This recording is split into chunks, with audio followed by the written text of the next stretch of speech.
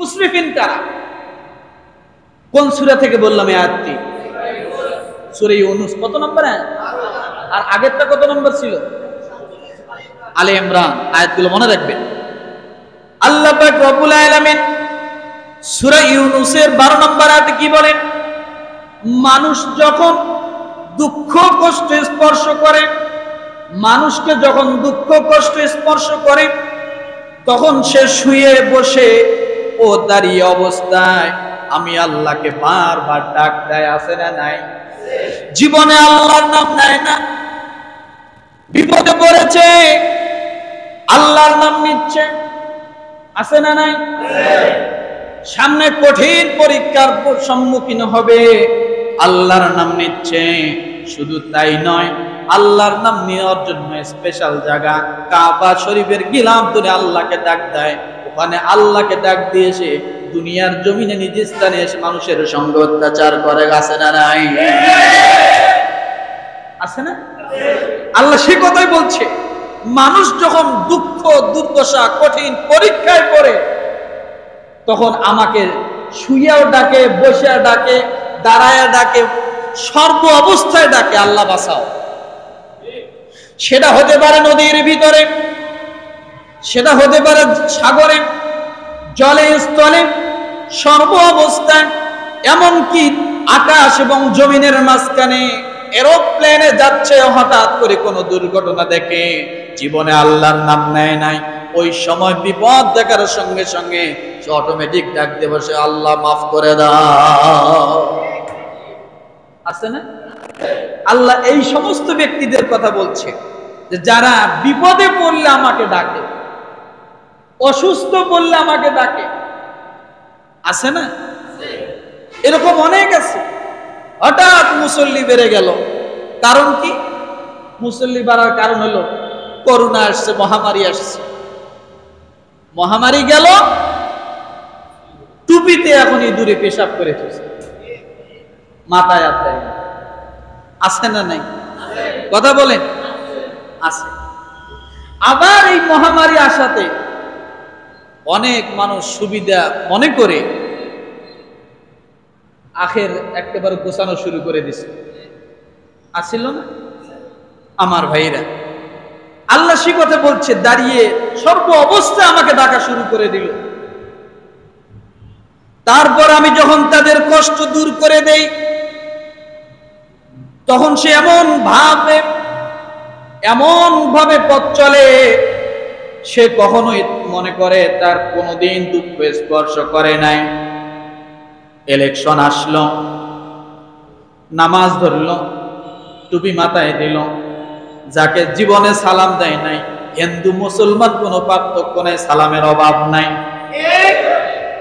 আছে না নাই? ইলেকশন শেষ হয়ে গেল, কঠিন পরীক্ষার মুহূর্ত যখন শেষ হয়ে গেল, এরপরে মানুষ যখন তার কাছে ন্যায্য অধিকার দাবি করার জন্য সামনে যায়, মানুষকে মানুষ মনে করে না, কুকুরের চেয়ে নিকৃষ্ট মনে করা শুরু করে দেয়। আছে না নাই? বানায় বললাম? কার কথা? আল্লাহর কথা। কোন সূরা? কত নম্বর আয়াত? 12 নম্বর আয়াত। আল্লাহ বলে, যখন সে পরীক্ষা থেকে উত্তীর্ণ হয়ে গেল, তখন তার ভাবখানা এমন হয়ে এলো, আমি যখন তার বিপদ উদ্ধার করে দিলাম, এমন ভাব শুরু করলো সে মনে হয় জীবনেও বিপদে পড়ে না। মানুষের কিছু কিছু মানুষের এরকম অভ্যাস আছে না নাই? কাজকর্ম আছে না নাই? সর্বক্ষেত্রে, সব জায়গায়, এক স্টুডেন্ট থেকে শুরু করে চাকরিজীবী পর্যন্ত, পরীক্ষা সামনে আসলে স্টুডেন্টরা নামাজ পড়ে, পরীক্ষা শেষ স্টুডেন্টের নামাজ শেষ। নাকি? চাকরি নাই, চাকরির জন্য নামাজ পড়ে, চাকরি হলো নামাজের আর ধার ধারে না, ব্যবসা ভালো যায় না, নামাজ ধরলো, ব্যবসা যখনই চাঙ্গা হলো তখনই নামাজ শেষ। নাকি নাই? সব জায়গায় এরকম কিছু মানুষ আছে। আল্লাহ পাক রব্বুল আলামিন এই সমস্ত লোক হলো সীমা লঙ্ঘনকারী, নিজেদের কৃতকর্মের এইভাবে মনোরম করে তোলা হয়েছে। অসুস্থ যখন শেষ হলো, নামাজ শেষ হয়ে গেল, বিপদ যখন শেষ হলো, নামাজ শেষ হয়ে গেল, আল্লাহ বলেন কাযালিকা সুয়িনা লিল মুসরিফিনা মা কানু ইয়ামালুন। এই সমস্ত লোকগুলো হলো মুসরিফিন, যারা ভারসাম্যতা রক্ষা না করে অতিরঞ্জিত হয়ে আবেগ হয়ে তেলের মাথায় বেশি তেল দেয়। এই সমস্ত লোক হলো বিপদগ্রস্ত। নিজের চাকরির পদোন্নতির জন্য, এরপরে তার বেতন বাড়ার জন্য, অথবা তার ব্যবসা লাভের জন্য, এইরকম প্রত্যেকটা সেক্টরে যারা তার ধারণ ক্ষমতার থেকে অতিরিক্ত কিছু করতে যায়, তখনই এই সমস্ত মানুষের দ্বারা দেশের মধ্যে ফিতনা সৃষ্টি হয়। কে বলেছে? আর এই মানুষগুলো হলো মুসরিফিন। আল্লাহ পাক রব্বুল আলামিন ফিরাউনকে মুসরিফিন শব্দ ব্যবহার করেছিলেন। কাকে? ফিরাউনকে মুসরিফিন শব্দ ব্যবহার করেছিলেন। রব্বুল আলামিন তার জন্য বলেছিলেন সেও ছিল সীমা লঙ্ঘনকারী। আপনি খেতে পারবেন 100 গ্রাম চাউলের ভাত, কিন্তু আপনি গরুর গোশত ইলিশ মাছ ভুনা দেখে আশ্চর্য হয়ে চোখ বড় বড় করে তাকিয়ে রয়েছেন, আজকে খায়া সাবার করে দেব।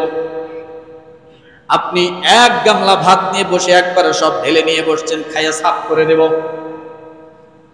কিন্তু আপনি অর্ধেক খাওয়ার পরে পেট ফুলে গেল, আপনার পেট ভরে গেছে, আর খেতে পারেন না। আপনি বাকি ভাতগুলো নষ্ট করলেন, ফালায় দিলেন। এটা সীমালঙ্ঘন হলো। কি হলো বলেন? সীমালঙ্ঘন হলো। সারাদিন রোজা রেখেছেন, ইফতারির সময় ইফতারির বাহারি আইটেম দেখার পর আপনার মনের মধ্যে মনোরঞ্জনা শুরু হলো যে আজকে খায়া সাফ করে দেব, সারাদিন না খাওয়া। আপনি 1 বড় গামলা নিয়ে বসলেন খাওয়ার জন্য, অল্প কিছু খাওয়ার পরে পেট ফুলে গেল, পেট ভরে গেল, আপনি আর খাইতে পারলেন না। এটা আপনার জন্য যখন নষ্ট করে ফেললেন, এটা হলো আপনার জন্য সীমালঙ্ঘন। আপনি বাজারে গিয়েছেন শুধুমাত্র একটা ডিম কেনার জন্য, একটা ডিমের দাম 10 টাকা, একটা ডিম এনে ভেজে এরপরে ভাত খাইবেন, কিন্তু ডিমটা আনতে যায় আপনি আরো এটা কিনতেছেন, ওটা কিনতেছেন, চানাচুর কিনলেন, মুড়ি কিনলেন, হাবিজাবি অনেক কিছু কিনলেন। কিনতে গেলেন 11 টাকার বাজার, কত 12 টাকার বাজার, আপনি আনতে যায় আপনি 120 টাকা খরচ করে চলে আসলেন। আছে না নাই? কথা বলেন। আপনি মাত্র একটা ডিমের উদ্দেশ্য গিয়েছেন, কিন্তু আপনি 120 টাকা 200 টাকা খরচ করে আসলেন। এটা আপনার জন্য অতিরিক্ত। এটা আপনার জন্য কি? এটাই হলো মুসরিফিন। এইভাবে আরো অনেক জায়গা আছে। আপনি মার্কেটে গিয়েছেন, একটা গেঞ্জি কিনবেন, কিন্তু একটার পর একটা আপনার পছন্দ হচ্ছে, আপনি 5টা গেঞ্জি কিনে নিলেন, 2টা শার্ট কেনা হয়ে গেল। উদ্দেশ্য ছিল একটা গেঞ্জি, কিন্তু আপনি একটা গেঞ্জি কিনতে কয়েকটা জিনিস কিনে ফেললেন। আপনি জানেন না আপনার শোকেসের মধ্যে আরো অনেক বছর ধরে অনেক শার্ট গেঞ্জি পরে রয়েছে। আছে না নাই? এইরকম একটা কিনতে যায়, একটা উদ্দেশ্যে বাহির হতে যায়, আপনি 1000টা উদ্দেশ্য পূরণ করতেছেন অনর্থক। আল্লাহ বলেন এই সমস্ত মানুষগুলো হলো মুসরিফিন। শুধু তাই নয়, সর্বক্ষেত্রে এমন আছে।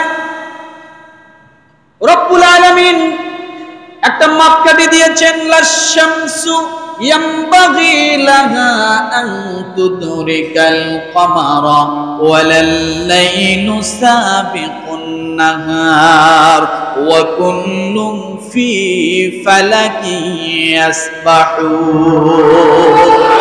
আরো জোরে বলে রব্বুল আলামিন ডাক দিয়ে বলে, সূর্য দেখো তোমরা, সূর্য একটা কক্ষপথে ঘোরে। 1 সেন্টিমিটার সূর্য নিচে আসলে দুনিয়া ধ্বংস হয়ে যাবে, আবার উপরে চলে গেলে দুনিয়া ধ্বংস হবে।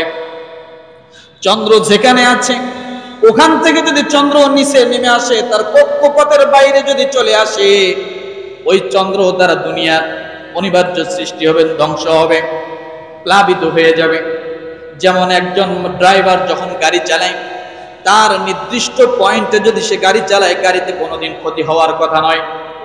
যখন এই অতিরিক্ত আবেগ নিয়ে, অতিরিক্ত বেশি বিশ্বাস্ততা নিয়ে যখন ওভারটেকিং করতে যায়, আমি পার হতেই পারবো, ওভারটেক করতেই পারবো, যখন নিজের ক্ষমতার বাহিরে যখন চলে যায়, ওই গাড়িটা অবশ্যই খাদে পড়ে যায়। করে দিয়েছেন, প্রত্যেকটা জায়গাতে আল্লাহ ব্যালেন্স করছেন। ব্যালেন্সের বাহিরে যখন আপনি যাবেন সেটাই সীমা লঙ্ঘন, সেটাই মুসরিফিন। আপনি ভাত খাচ্ছেন, হঠাৎ করে ভাত গলায় আটকে যায়, হঠাৎ করে ভাতটা নাকের ভিতরে চলে যায় কিনা? কেন গেল? আপনার নিয়মতান্ত্রিকের ভিতরে যদি আপনি খান দেখবেন আপনার ব্যালেন্স ঠিক থাকবে, কিন্তু যখন একটু ব্যতিক্রম হবে, শ্বাসটা একটু বেশি নেবেন ভাত খাওয়ার সময়, দেখবেন একটা দুইটা ভাত আপনার নাকের ভিতরে চলে গেছে, গলায় অটোমেটিক চলে গেছে, আপনার অশান্তি শুরু হয়ে গেল। আপনি খাচ্ছেন 32টা দাঁত দিয়ে আল্লাহ আপনাকে রিফারিং করে সুন্দর করে ওয়াল করে দিলেন, মাঝখানে একটা নরম জিহ্বা আল্লাহ দিয়েছেন। আপনি কেজি কেজি চাউলের ভাত খান, কোনো সমস্যা নেই, কিন্তু হঠাৎ দেখা যায় কথা বলতে যাও জিহ্বা একটা কামড়ে লেগে যায়, ভাত খেতে যাও জিহ্বা একটা কামড়ে লেগে যায়। যখন এই ভারসাম্যতা হারিয়ে ফেলেন, নিয়মতান্ত্রিকের বাহিরে যখন চলে যায়, তখন দাঁত জিহ্বাকেও ছাড়ে না, জিহ্বাকে একটা কেঁচা মেরে দেয়। আছে না নাই? প্রত্যেকটা জিনিস তালে চলে। কিসে চলে? কথা বলে, তালে চলে। শ্বাস প্রশ্বাস নিচ্ছেন, এটারও একটা নিয়মতান্ত্রিক আছে। যখনই এই নিয়মের বাহিরে আপডাউন বেশি হবে, ডাক্তার আপনাকে বলবে আপনি অসুস্থ। আবার যখন এই নিয়মের থেকে কিছু কম হবে, ডাক্তার আপনাকে বলবে আপনি অসুস্থ। আপনার ডাক্তার দেখতে আসছে, এইভাবে 3টা আঙ্গুল দিয়ে চাপ দিয়ে ধরে, হাতের মধ্যে নাড়িতে চাপ দিয়ে ধরে কিনা? কি দেখে এখানে? পালস দেখে না?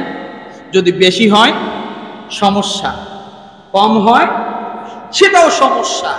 তাহলে রব্বুল আলামিন প্রত্যেকটা জায়গায় আপনার রগ, উপশিরা, নিঃশ্বাস, শ্বাস প্রশ্বাস, সারা পৃথিবী, দুনিয়া, জমিন যা কিছু আছে সমস্ত কিছুকে আল্লাহ একটা ব্যালেন্সের মধ্যে, সিস্টেমের ভিতরে তৈরি করেছেন, চালু রেখেছেন। এর বাহিরে যখনই যাবে তখনই বিপদ ঘটবে। একজন মানুষকে আপনি ভালোবাসেন, ব্যালেন্সের ভিতরে ভালোবাসেন, আপন সন্তানকে ভালোবাসেন, সেখানেও একটা ব্যালেন্স থাকতে হবে। সন্তানকে শুধু ভালোবেসে যাবেন, এই সন্তানের হাতে একদিন মরা লাগবে। কথা বোঝেন নাই? সন্তানকে কিছু সময় শাসন, কিছু সময় তাকে আদর, এই যে একটা ব্যালেন্স আল্লাহ তৈরি করে দিয়েছেন। নচেত তোমার জন্য বিপদ ঘটে যাবে, সমস্যা সৃষ্টি হবে। এমন যত জায়গায় আছে, যত সমস্যা তৈরি হয়, সব রব্বুল আলামিন ডাক দিয়ে বলেন, কাযালিকা যুয়িনা লিল মুসরিফিনা মা কানু ইয়ামালুন। তাহলে মুসরিফিন তারা, কথা বলে, সীমা লঙ্ঘনকারী। যতটুকু তার থাকা উচিত, এর থেকে যখন সে অতিরিক্ততে যায়, সেটা কি? সেটা হতে পারে বাবা মার ক্ষেত্রে, সন্তানের ক্ষেত্রে, সর্ব অবস্থায় এটা হতে পারে।